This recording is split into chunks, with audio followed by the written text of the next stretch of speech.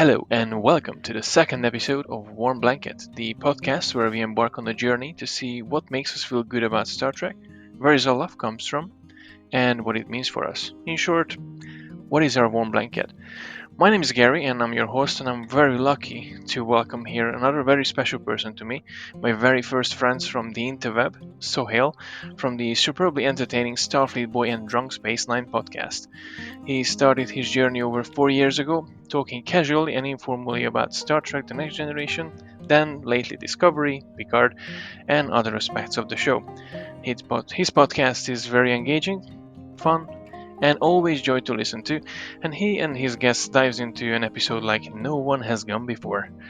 I'm very fortunate that he is here with us today. Please give a warm welcome to Sohail. How are you today, my friend? I'm very good, thank you. That was such a wonderful introduction. I really appreciate I'm that. glad you enjoyed it, and I hope everyone who listened to this will feel the same way about how I feel about you as well. Such a dear friend of me. I think you're definitely you're one of the first. Well, you are the first person who I can call as a friend ever since we met, and you've been doing your YouTube journey over 4 years ago now, and podcasting journey. What did get you into podcasting at the first place?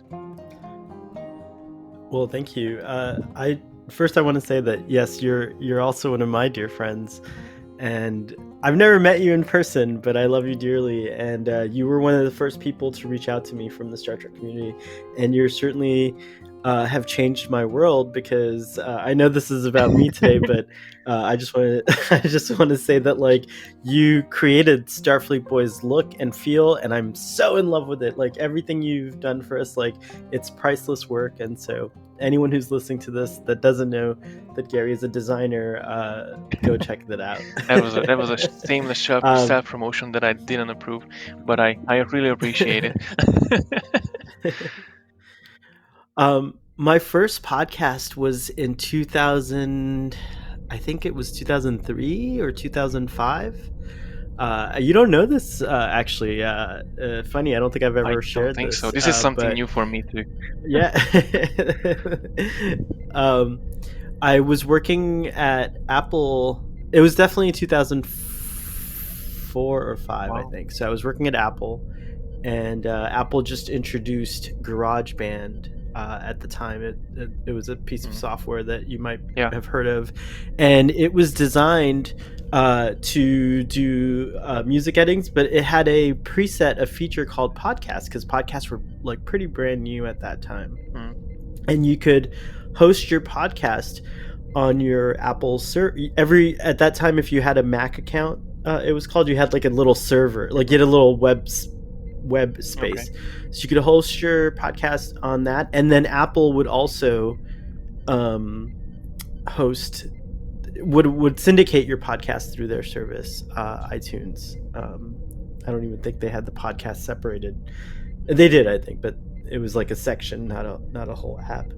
So I did a classical music podcast because I'm a big fan of classical and concert music. And at the time, we didn't know what the rules were. Like, no one knew, the average consumer didn't know about ASCAP and BMI and things like that. So I actually put whole full pieces, and my podcast eventually got taken down, which I understood. Like, I'm not one of those people. I agree, it is intellectual property, and the artist should be properly compensated for it, but I didn't know, because I was just being a creator. That's part of the fun, is a new technology comes out and you just do what you love, right? So it's always a learning curve. Sorry, my neighbor, we're in quarantine right now, so every chance he gets, he goes out on his motorcycle and rides it. So you might hear a motorcycle in the background. But yeah, so that was my first. I think I answered the question, right? You said, well, what got you into podcasting? And so that was what got me into podcasting. But obviously, I didn't do anything again until 4 years ago. Hang on a second, though, because you said that you got into podcasting because of GarageBand in 2014. Was there any specific topic? No. 2005. 2004. Yeah, that was like more than 6 years ago. My day. Then what was the topic, or you just talked about classical music?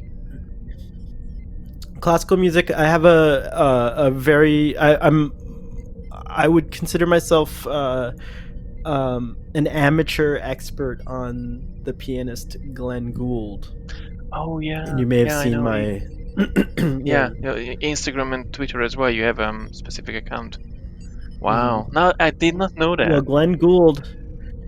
Yeah, Glenn Gould was a famous pianist. So that was my first topic.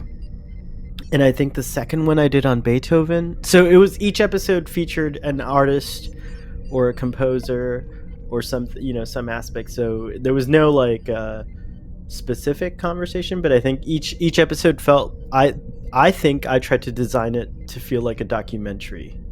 So it was like a little bit of my research, a little bit of whatever recordings I could get of interviews about that person or with that person, and then their music interspersed throughout the whole show. So it was quite a production. If I ever Wow. find, I'd have to look. I've archived the episode somewhere, so if I ever find an episode, I'll share it with Oh, you please. because you could totally listen to it privately. No, Yeah. that would be so awesome. I did not know that apart from Star Trek, you actually have done something Not awesome as a well. Yeah, not a lot of people do. Wow.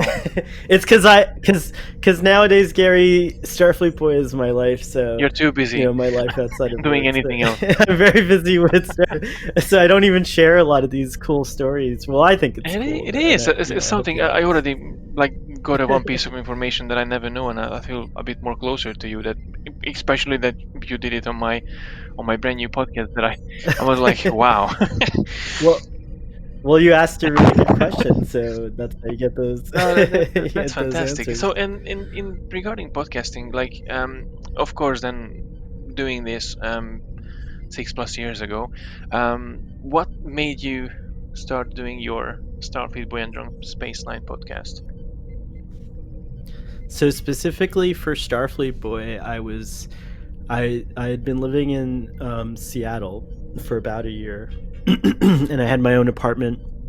And in the wintertime, although I think we started the podcast in July, but maybe I thought about it the previous winter.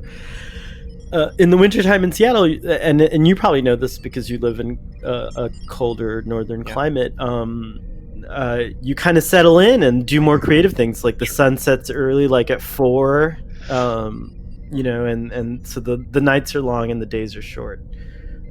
So I just started like doing a vision board. Do you know what that is? Well, yes and no. I'm maybe thinking about different things. Oh, I'm okay. not sure. Is it not the Cool. one that you like Yeah, have that's a a massive possibility. amount of pictures and information, and you like organize them in one big place? So yeah, very cool. So for you could use it for a project, and the project that I was using it for was my life. So I thought to myself, like, what do I want to be known for in my Mhm. life? And so I did some really deep thinking, and two things that I'm very like passionate about, but I also have put in a lot of time are the two things that I think I want to be known for the most. And one is photography, and specifically on my vision board. And maybe you can help me make this happen, Gary, and your audience. On my vision board specifically, I wrote that I would love to be professionally known as the photographer for the royal family. So like their official documentary photographer that follows them around. So Well, I was. I have to confess I haven't been working that hard on it. I only wrote 2 letters. I haven't done a lot in that part of my vision. Mhm. But the other part of it was that I would like to be known for my love and expertise of Star Trek. So the expertise part not so good, but I'm definitely being known for I'm definitely starting to become known for my love of Star Trek, and I just like really enjoy sharing. To me, Star Trek is the baseline for my whole entire life. Like that is what I've used Star Trek as a way of modeling what I believe a good person, a productive person, a kind person should be. And I think that like the evidence for all that is all over Star Trek. It doesn't matter which Star Trek you find. That's like the core, gift of Star Trek. So I think I'm doing a good job there, and so hopefully, whenever my time comes, as Jean-Luc had to face his, hopefully I'll expire from this reality with those two goals having been accomplished. So that's what my vision board was for. And so then I just thought, when things click in your mind, you just start working because it's so clear, like you don't really think like, should I do this, should I not do this? You just know that it doesn't matter, you're gonna get good at it. So I thought, well, what's an easy way to like show those things, both love and expertise? And it was like, well, a YouTube channel. Why not? If anything, I thought my mom would watch, or my sister. Like I didn't have a lot of expectations, and I certainly have a small audience, as you know. You've been on the show. It's a very niche format. It's not it's not easy to digest. You have to, like, there's a StarfleetBoy continuity, there's like canon, there's like all kinds of things like going on. So you don't start from the beginning. In there as well, and cross canon. No. So that's how Starfleet Boy was born. And then Drunk Space Nine, a friend of mine who I had on early episodes, his name is Scott, he got so excited from doing the Starfleet Boy podcast, and we both did an episode.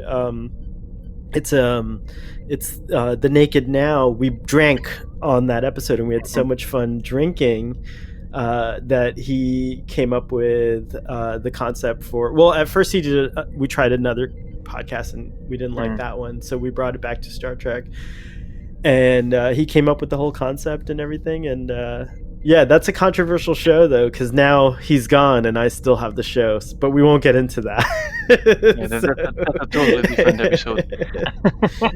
Totally different. That's gonna go on for way longer than your audience will want to hear. You never know. Well, once I get some feedbacks, I'll definitely have to invite you back and talk about Drunk Space Nine as well. There's like behind the scenes of Drunk Space Nine. Well, I think you haven't been on, so maybe you should just come on an episode of Drunk Space Nine. The problem is, as you know very well, I don't drink.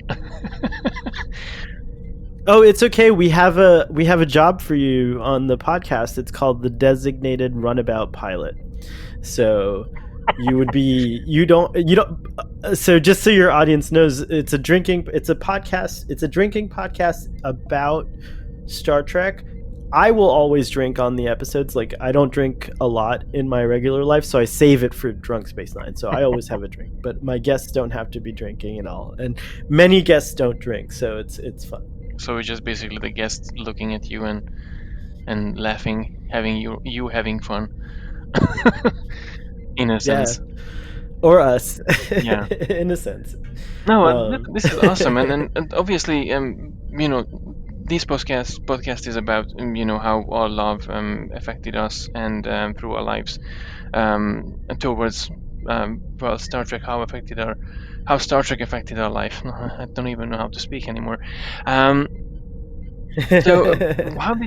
you're doing great. How did you get into Star Trek in the first place? Who influenced you, or was it just happenstance, by accident, or was that a part of a grand plan?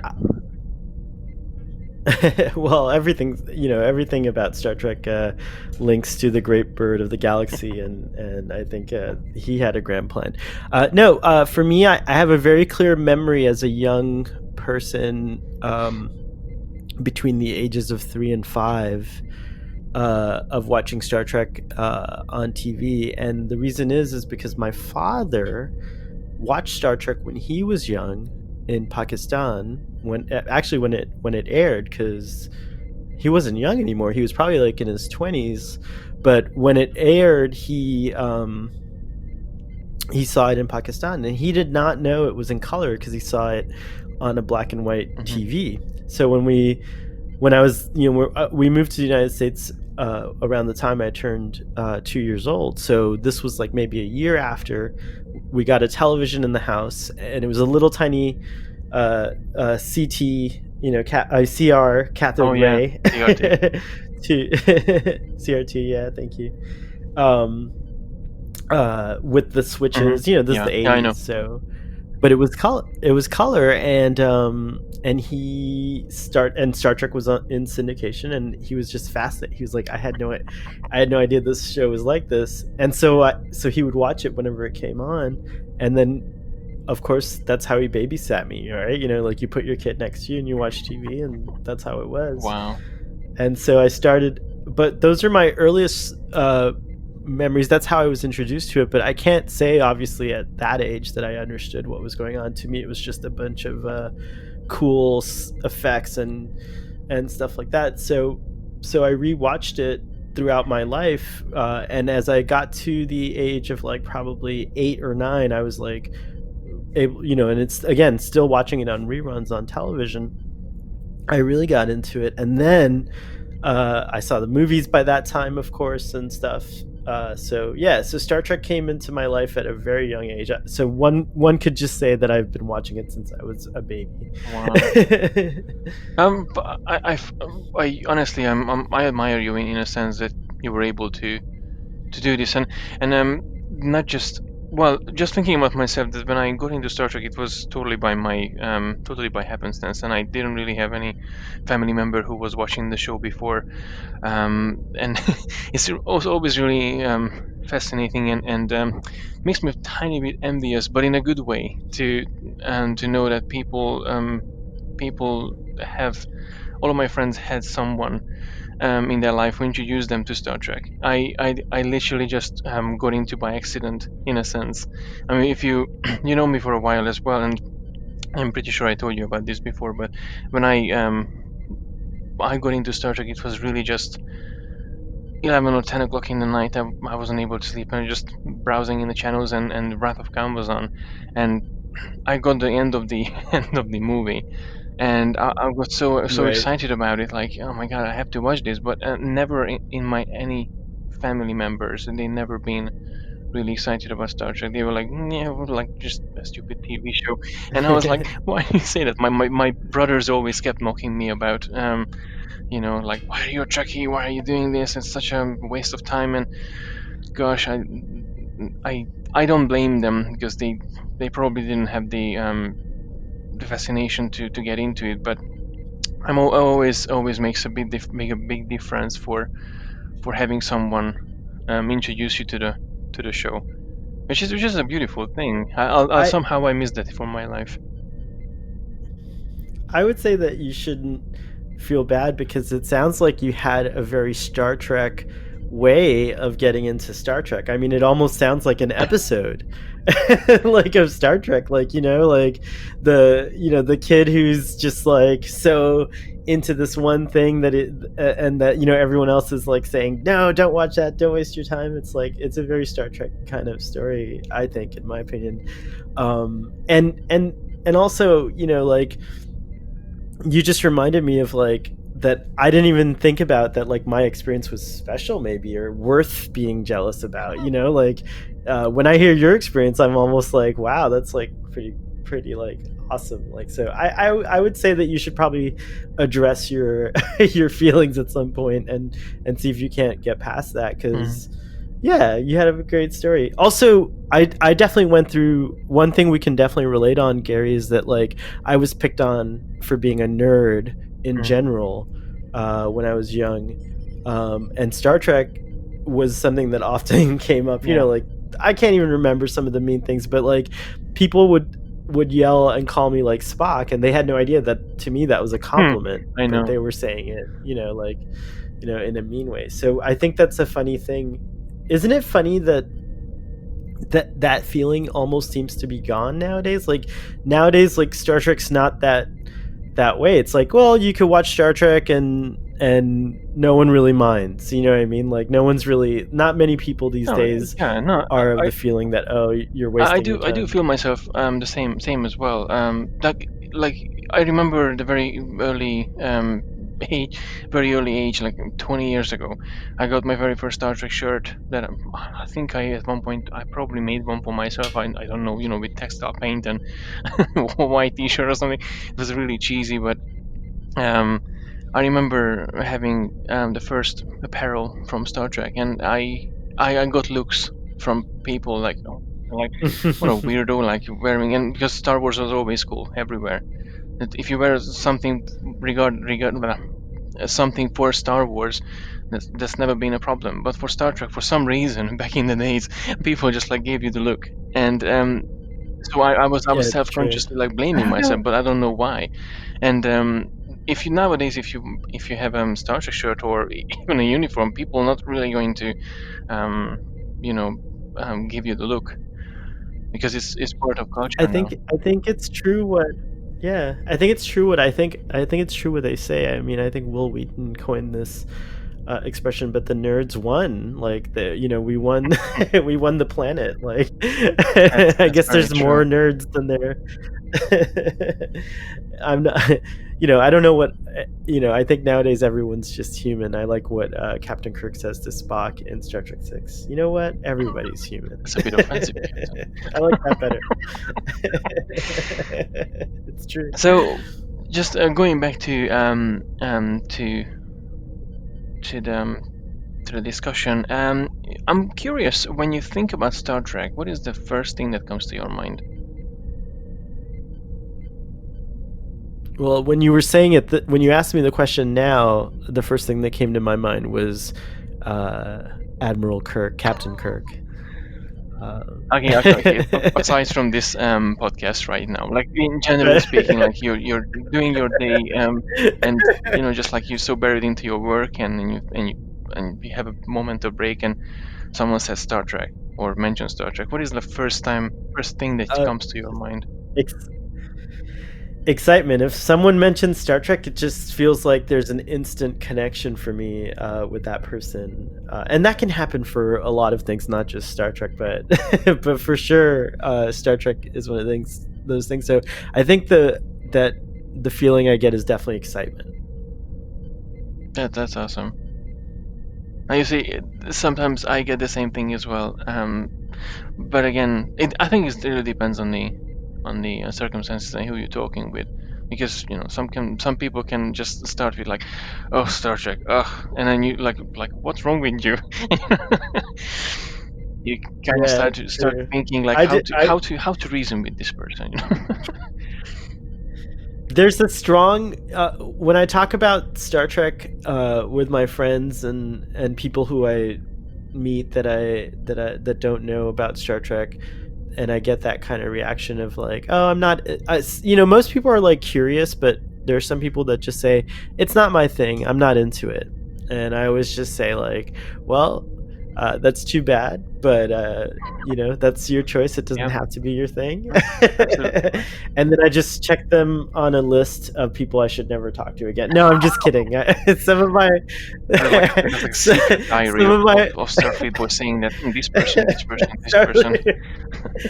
that's for those of you who know, that's what database boy keeps track of, is the block list. So it's like no, in all seriousness, I have some dear friends who just don't get it. They just don't know what anyone would see in it.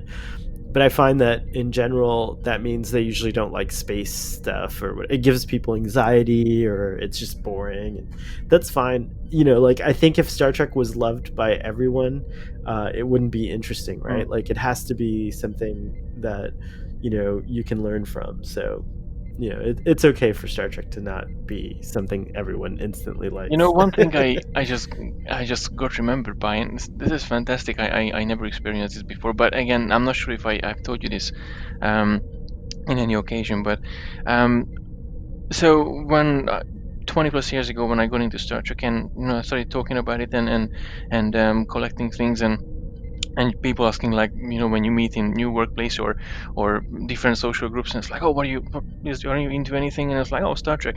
And a lot of people, like the people who I mentioned that they shown no interest of Star Trek, and it's like, nah, I don't care, just like leave me alone. Mhm. They are the ones that actually, anytime that there's something in the TV and a Star Trek episode pops up randomly in the TV, they think about me. So, like, because of Star Trek, Oh, that's so even nice. though they Yeah, don't care it's about the true. show, they know that, hey, Gary loved the show. They always think about me, That's true. which is a really really weird thing to be remembered for in a sense, but it also makes me feel joyful in a sense.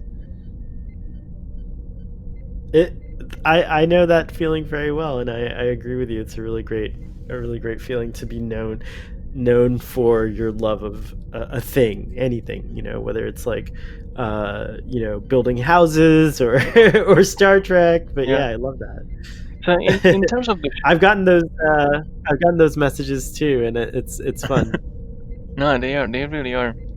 It makes your day a bit better as well when you meet up with someone and it's like, oh, I seen DS9 episode in the TV the other day, and I thought about you instantly, like, oh, I'm pretty sure Gary's watching it or Sohail's watching it or something. It's very childish, I know, thinking about that, but it's also it's a good accomplishment in a sense.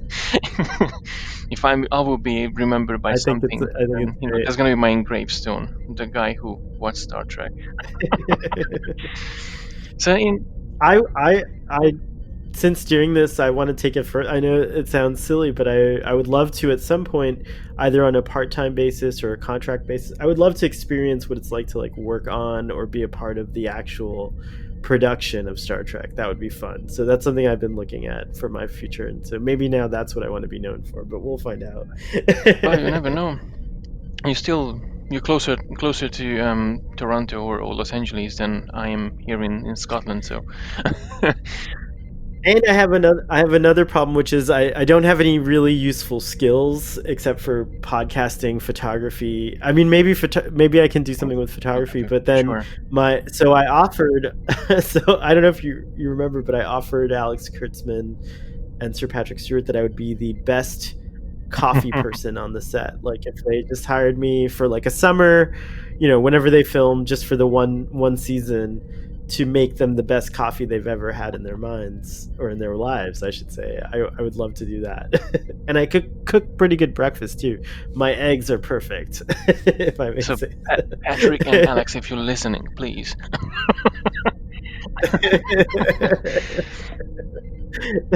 Well, if you're looking at positive emotions and Star Trek, what when you watch Star Trek, what is in regard any episode, like you watch any original series or TNG or any of the movies or even Picard or Discovery, is there what is the main thing that comforts you the most when you watch an episode? My blanket, my Hmm. warm blanket. So like, does this have to be like when you say the main thing? It Can it can be be like a multiple things. character? It can be literally multiple things. Okay. Because Well, my warm blanket is basically everything that comes from TOS Steel Enterprise and the 10 movies, and some little pillows are the new shows, and the other ones if I really have to paint them over.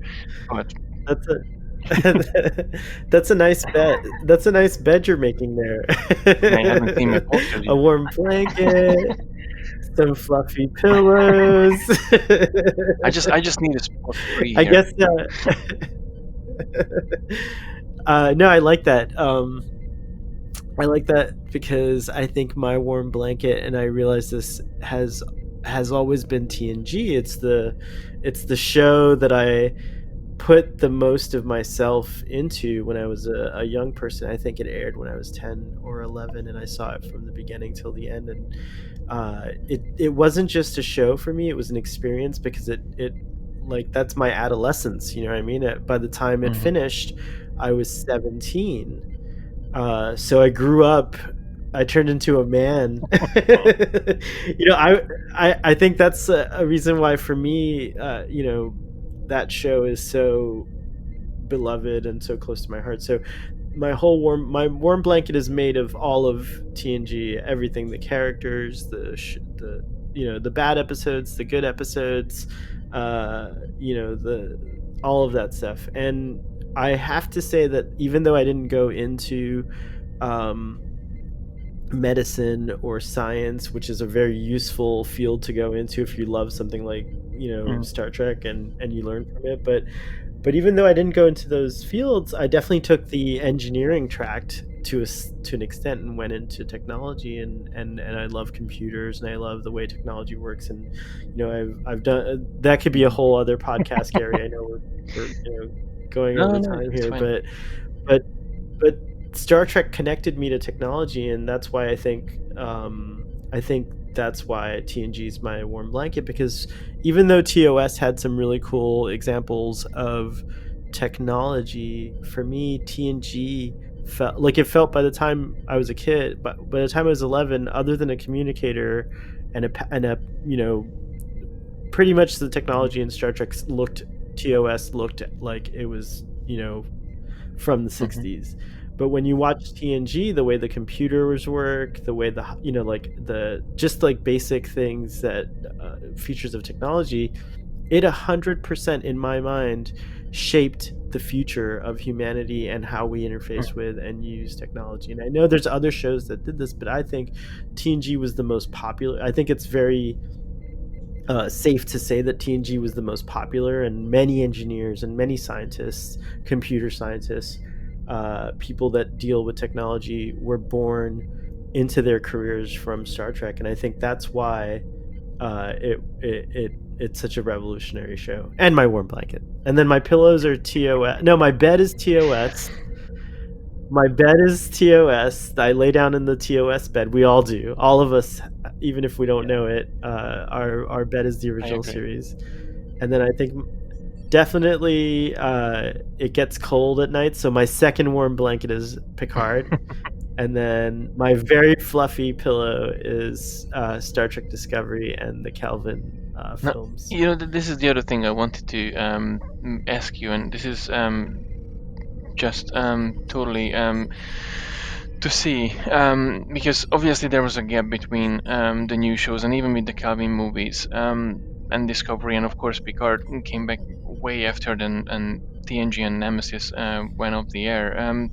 When you think about either the Calvin movies or Discovery or Picard or anything that will come after this episode of the Warm Blanket podcast, um, how does it does it make any different? Does it feel any different in terms of comforting, or do you find the same values in those new shows as you found in the like in TNG?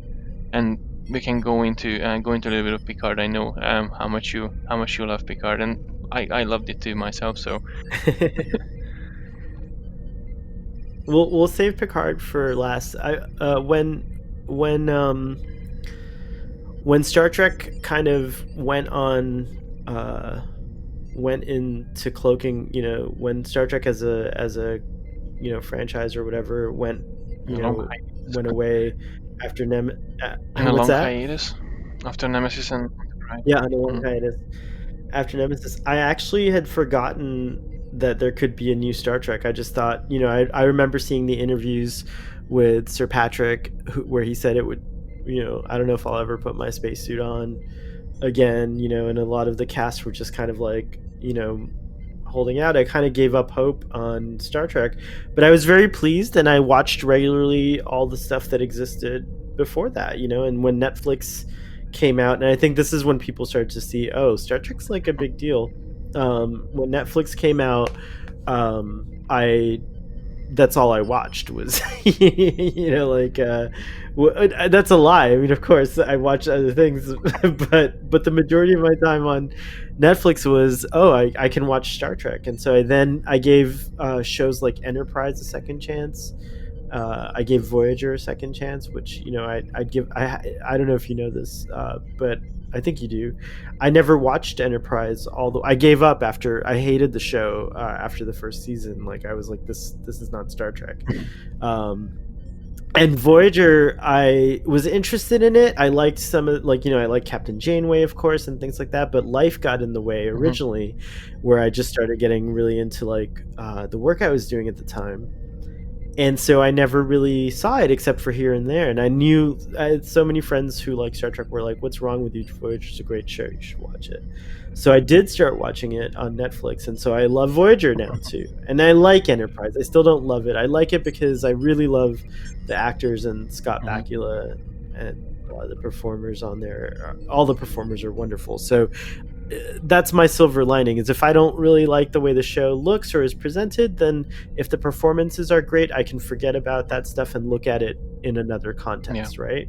And that's pretty much how I feel. Uh, so what I liked about the Kelvin films, and I love them, I love the Kelvin films, and is that it was presented in such a way that like all the things, it didn't interfere with my sense of Hmm. continuity. Uh, or my sense of the universe.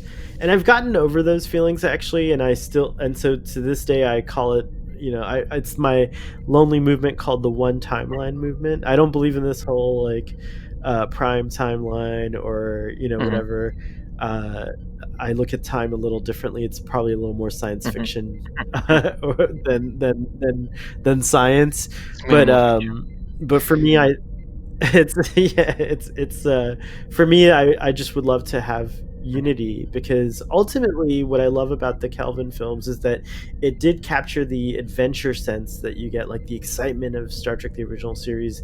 And the way I saw it is like it may not be, something that I envisioned as like Star Trek on film or on Hmm. screen, but it definitely brought a lot of people to Star Trek. And not all those people are going to stick around for everything, and that's okay. But like, I like the idea that Star Trek would become more popular. I've always loved that idea, because I don't think it should be, uh, a secret little thing that only a few people have access to, Hmm. like, or that understand or whatever. I think Star Trek, has a much wider appeal than one would think. So Kelvin films did that, and I like Discovery for the same reason, because a lot of people of the people we talked about earlier, where they were like, "Oh, Star Trek's not my jam," but that show Star Trek Discovery looks pretty good.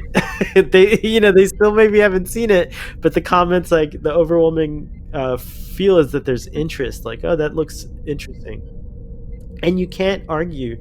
It's a great looking It is. show. It looks I beautiful, agree. I agree. but it's like it's like what our friend Sean says. Why didn't James T. Kirk use the drones when they were fighting the Doomsday Machine later on? Like, why? Where did all the robots that repair the Enterprise go? Where did where did all the holograms go? Like, so Mm. if you want to look at it in terms of continuity, it really messes with your head. Yeah. I but I think that that's not what, when we were talking about what Star Trek is about earlier. Hmm. When I watch Star Trek Discovery, I almost enjoy it. I close an eye, if you will. Like, how I used to say, if you just listen to Star Trek Discovery, it's actually really great, because if it tells a wonderful story that takes place before the original series, it adds so much texture and richness and information to our understanding of the Federation at the time. Michael Burnham is such a great character, and Spock is a character that has always shown pain, like a hidden pain, and now this adds so many more layers to that. But when you are someone like who's like such as myself, who really enjoys things looking very Hmm. consistent just on an aesthetic level, Discovery starts to mess with your emotions to an Yeah. extent. but now i just but now I just close another lid. I can watch Discovery and enjoy it. I seriously can't. I say this with all seriousness, and I close that lid of like um of caring about that part of my personality. That I shut that part of my personality off. I'm like, it at the end of the day, it doesn't really matter that Star Trek Discovery is more advanced than the original series, because the stories are good enough that like they can match up, and I can just use my imagination to ignore the things that I Hmm. don't like about it, which are all visual. They're none of the things that I don't like about Discovery have anything to do with the story. The story to me is actually, even the first season, even though it had a lot more opportunities, at the end of the day, like the story's pretty good, Yeah. so that's why I think that, like, you know, if you can get to that place and watch Star Trek Discovery in that way, I think you'll enjoy it in a different way.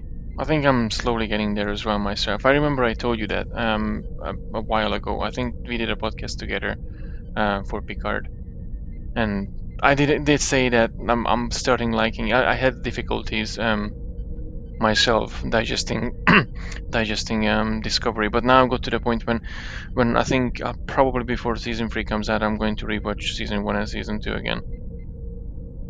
And I said Yeah, earlier, they're no, fun. I'm not I going to. rewatched That's what I season said one. earlier. No, I'm not going to watch it, and I only watched every single episode once. And And you know what? It's not that big a time commitment anymore because before, like, if this was like a Trek oh yeah, 2000s, yeah, like 90s and 26 2000s episodes. Trek, like that means, yeah, yeah, exactly. Now it's like 10, maybe 15 episodes.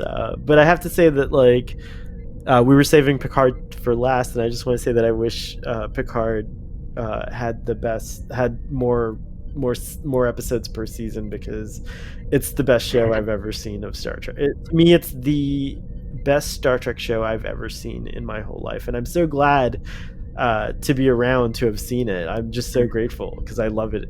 I love it in just about every way, and it's the same thing. It definitely, so it has a different, situation for me, because obviously this can do visually, it can look however it wants to, because it takes place in an unknown time period in Mm. Star Trek. So I don't have to turn off that part of my personality. Everything looks, Yeah, feasible. everything that happens is on. But now that the now that the season has ended and the way that the writers resolved it, I haven't gone back and watched the whole season yet, but I'm excited to do so, because now that I don't have anxiety about, Jean-Luc Mm. dying and But spoilers, everyone. I suspect by the time when this podcast will be out, people who are going to listen to this, they already watched the episode. If they didn't, they should. Well, I hope that answers that Oh no, question. absolutely, absolutely. At the No, no, no, very least. absolutely, and that's really, really wonderful. To find out that I was suspecting from the very beginning that that basically TNG is the warm blanket that comforts you the most, and it is wonderful. But of course, with Star Trek, there's no right or wrong answers. There's never gonna be, because Correct. it doesn't make you less if your warm blanket is Voyager or Enterprise for that matter, or if you like Discovery, good for you. I mean, I'm I'm happy. I'm really just excited to see what people feel comfortable with Star Trek, and how they feel about Star Trek in general, and what makes them happy watching an episode of any of the series. So this is fantastic. Well, Sohail, thank you very much for joining me today. I really appreciate your time that you spend with me, sharing your thoughts with me and with us, with our audience. Um, it was really delightful, and for all of our listeners who got to the end of this, thank you for tuning in again. And you can find Sohail in YouTube under StarfleetBoy, and also connecting via Twitter and Instagram, also in StarfleetBoy. Is there anywhere else that Yes. they can find you or reach out to you if they wish to?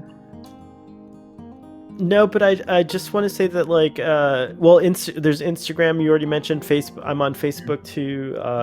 You can find me on Starfleet Boy just about everywhere. But what I just want to say is that, like, now that more than ever, I would love, obviously I would love for people to like enjoy my content and subscribe. But just, if you need to talk to someone about Star Trek, even if you don't like my content, reach out. My DMs are open, and I'd love to hear from you. On Twitter, I will say there's a problem, because many years ago when I first joined Twitter, I saw Will Wheaton was saying, "Hey, do this thing," and I was a blind follower at the time. I was just on Star Trek Twitter for the first time, and I clicked this thing, and 10,000 people got blocked automatically without my permission on Twitter. And the way Twitter works is you can't unblock all those people. You have to go and do it one by one. Uh, so many good people got blocked just because it was Will Wheaton's list, and so I apologize if you can't reach me on Twitter. But if you feel like I blocked you by accident, let me know through a friend or something like that. I apologize. So, but everywhere else, Instagram, have a lot of engagement on Instagram, and of course comment on my videos, and I'll definitely answer you there. No, that's absolutely fantastic and good to know. And again, Sohail, thank you, massive thank you for being here. This was really a joy and a pleasure for me. I had a great time, No, Terry. thank you Thank very you. much. And for all of you listeners, thank you again for tuning in for another episode of Warm Blanket, the podcast where we trying to find out what is our warm blanket. Live long and prosper.